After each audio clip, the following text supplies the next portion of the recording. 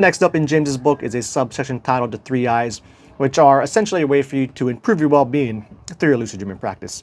And so he writes, the three I's are introspection, identification, and integration. In short, we are attempting to introspect in our lucid dreams or find something within the lucid dreaming space, right? To help us identify something in our lives or in ourselves that is standing in the way of a greater sense of well-being.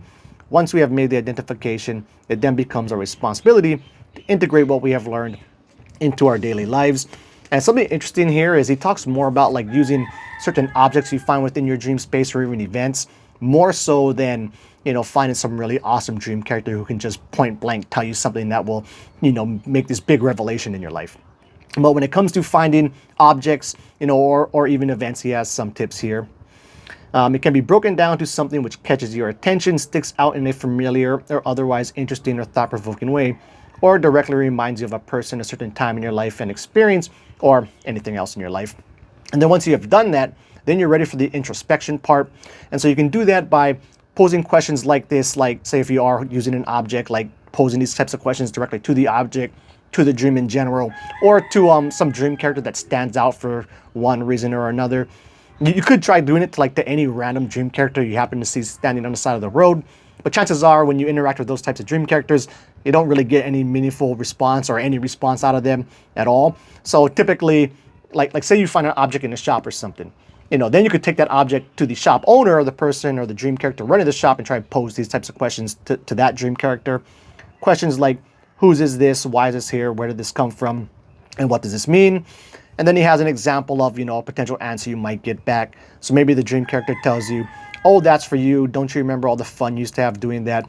Revealing that you perhaps feel you have been missing out on an activity that you still find to be meaningful, a meaningful use of your time. And then the integration part would be, you know, picking up that activity in your waking life. When it comes to events, he has some tips here too. So generally when emotions are present, so like a really emotionally charged area of the dream space, simply spending time in the space will prompt an event to occur within the dream that you could use for this whole introspection part of it. And then also he talks about this. So often the strongest emotion will be fear, which deters many oneironauts or lucid dreamers. But fear is really one of the most potent and useful emotions. If you go straight toward the fear in our lucid dreams, it might well bring about an insightful experience. And so this reminds me of something I've always done in my lucid dreams. Not so much going after this whole, you know, three eyes thing. I think I generally do it because it's just like a way for me like to overcome my fears within them. But whenever I'm in a lucid dream, I always have this underlying belief that I'm actually totally safe in there. Nothing really bad can actually happen to me. I will never be possessed by anything. So I'm always willing to go ahead and check out these really creepy areas. And it's more like than I'm willing. I almost feel like compelled to do it. Like it's really hard for me not to do it. I have to make like a conscious effort not to go check out the really creepy looking evil spot of my dream.